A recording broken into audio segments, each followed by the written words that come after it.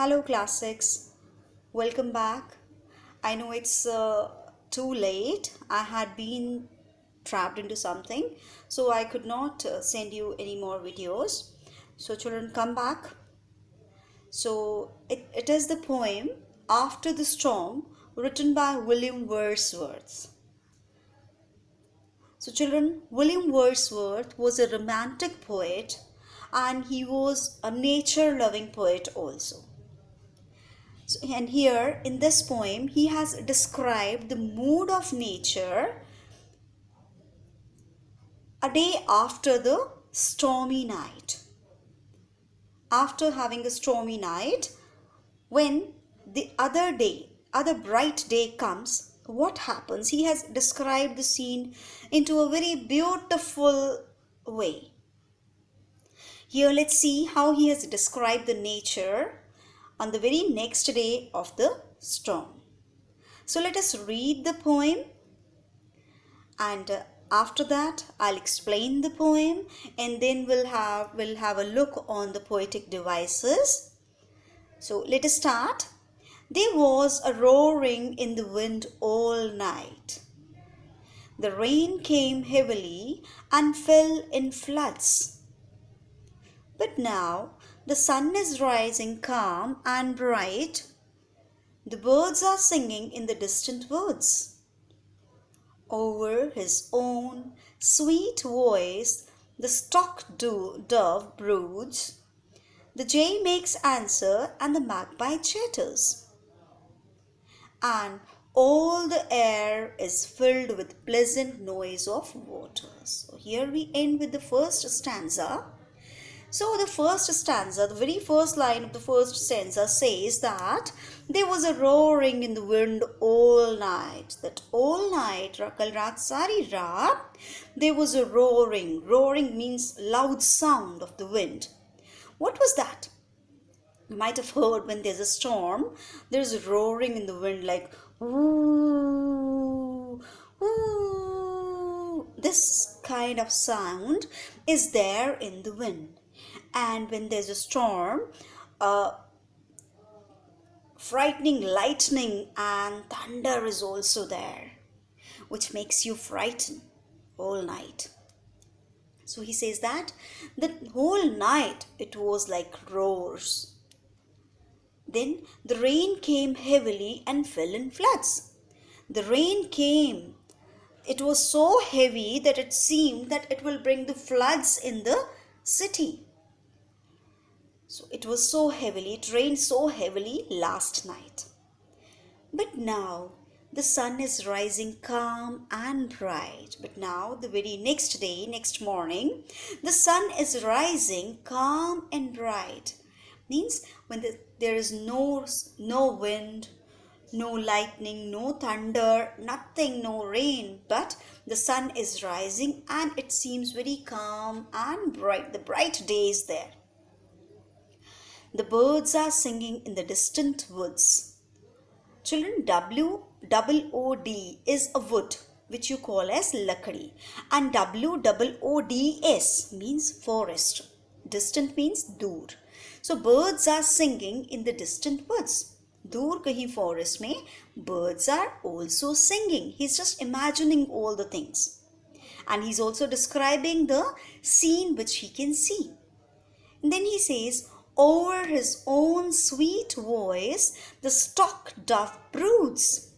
Means he can hear the sweet voice of the stock-dove broods, means different kinds of birds who are sitting on their eggs, and they are waiting for their eggs to hatch, who are just warming their eggs even. Sitting on the eggs and waiting for them to hatch. Those birds are singing sweet songs. Right? The birds who are sitting on their eggs, waiting them to hatch, are singing their sweet songs. Sometimes it seems the jay makes answer as the magpie chatters. So magpie and jay, both are the birds, and one of them, magpie, questions and J makes answers. Means they both are chattering, they both are talking to each other as we human beings talk to each other. Magpie is questioning and J is answering. These both are the birds. These are the names of the birds. See, J and Magpie both are beginning with a capital letter. That means these are the names of certain birds, those who are talking to each other. Just like the human beings, one is questioning and one is answering. It is just seems the poet is imagining. All the air is filled with pleasant noise of waters. And in the air, what he could hear, it was the pleasant noise of waters. Waters means all the water bodies, they are filled with water and the water is running in those water bodies like the lakes, rivers, ponds, streams, right? These are the water bodies in which water is running fast, it is flowing. And the sound, noise, pleasant noise of the fall of the running water, maybe the waterfalls also. Some in the mountains and the hills there are waterfalls also, and the sound, the pleasant noise of falling water can be heard from the waterfalls also. The poet can hear the pleasant noise of waters all around his surroundings. Then all things that love the sun are out of doors. The sky rejoices in the morning's birth. The grass is bright with raindrops on the moors. The hare is running races in her mirth. And with her feet she from the plashy earth raises a mist that, glittering in the sun, runs with her all the way wherever she doth run. So, all here begins with the second stanza of the poem. All things that love the sun are out of doors, means all the creatures, things here are all the creatures like birds, animals, human beings, whatever they are, all the creatures, those who love the sun, they are out of their houses. The sky rejoices in the morning's birth. The sky also seems as if it is very happy in its next morning. It is just like it has taken a new birth. Means Raat ko, it was too terrifying. It was very terrifying. Everybody was frightened. Everybody was scared of the roaring sounds and lightning and thunder. But now the sky is calm as if it has taken a new birth. The sky is rejoicing in the morning's birth. Okay? In the morning, just like it has taken new birth, just like a newborn baby when he smiles, the sky is also smiling. The grass is bright with the raindrops. You must have seen that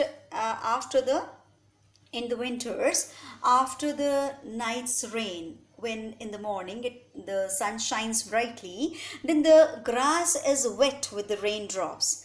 And when the sun rays fall on this grass raindrops, along with the raindrops, so then it seems very bright. They just glitter, shine karte hain. On the moors, moors means open areas. In the open areas, you might have seen the grass where nobody walks.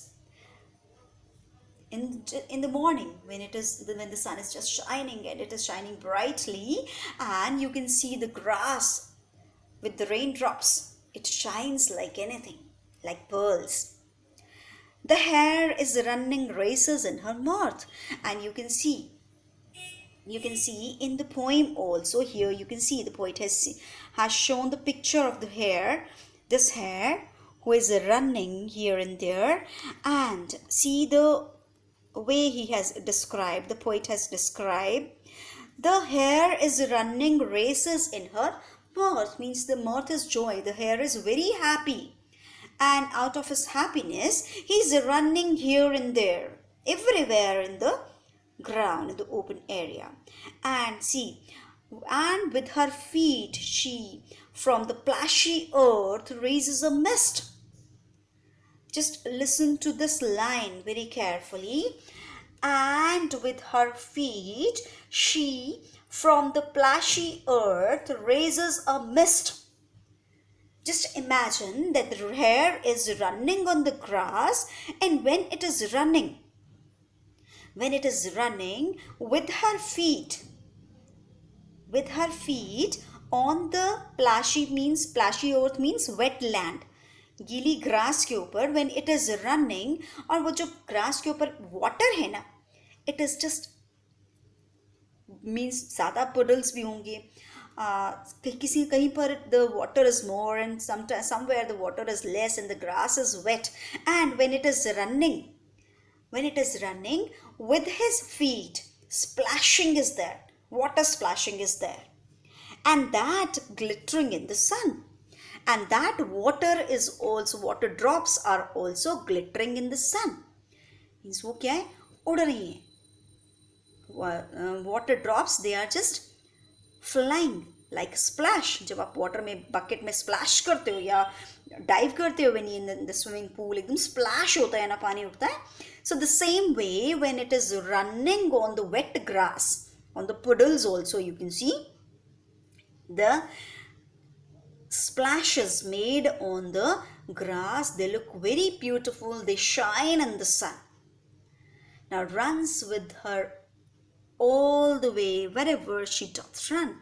Now this hare, this rabbit, wherever he can run, he is running out of joy. Means itna khush hai, idhar udhar it is just running. It's so happy. So the poet has described the very next morning after the storm very beautifully. Now children, now we come to the next part, that is the rhyme scheme of the poem. You can see here the rhyme scheme. Look here. Night A, floods B, bright matching with night A, floods and words matching with each other B. Now this broods is again matching with woods. This is B and again B. Now chatters is another word, new, and it is rhyming with waters. So what we have made is, this is A, this is B, this is again A, and this is again B, this is again B. You can see the last words of each line. This is rhyming with bright, night is rhyming with bright, so this is A, this is A. Floods is rhyming with woods as well as broods, so this is B, this is B, this is also B. Now the new word chatters rhyming with waters. This is C and this is again C. So what makes the sense is A, B, B, C, C. Similar, same pattern will also be there in the second stanza. You can see here. Doors, A, matching with the third line's last word, moors. Birth, matching with mirth. So A, B. Again, mirth is matching with earth. Again, B. New word, sun and run. Again, the same rhyme scheme is there. A, B, C, C. So the rhyme scheme of the poem is A, B, C, C. This is the rhyme scheme of the poem. Hope you have understood this. Now come to the old poetic device, that is alliteration and consonants. Children, I have circled wherever you can find alliteration. See, was and wind, both beginning with the same letter. Here, fell and floods, sweet and stock, sweet and stock. Not this voice. I don't know why I circled it. Right? Then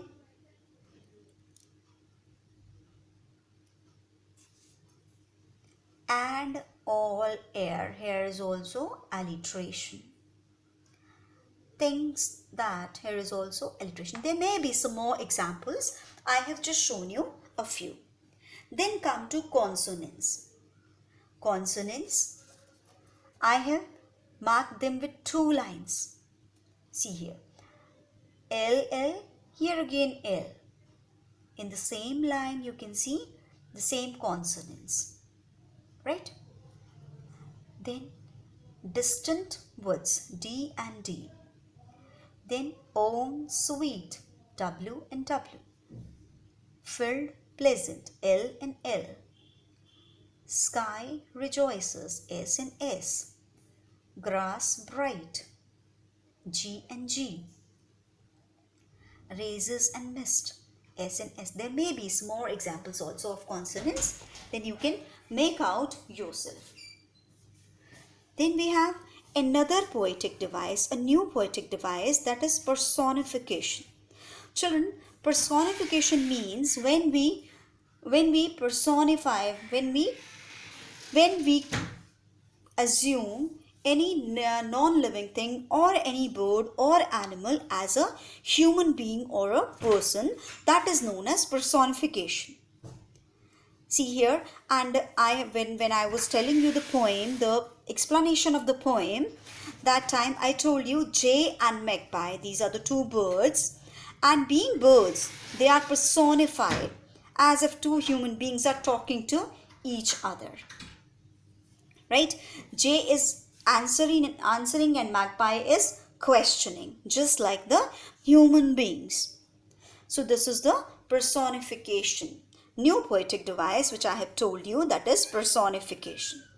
So children, hope you have understood the poem as well as the poetic devices. For any queries, you can ask me.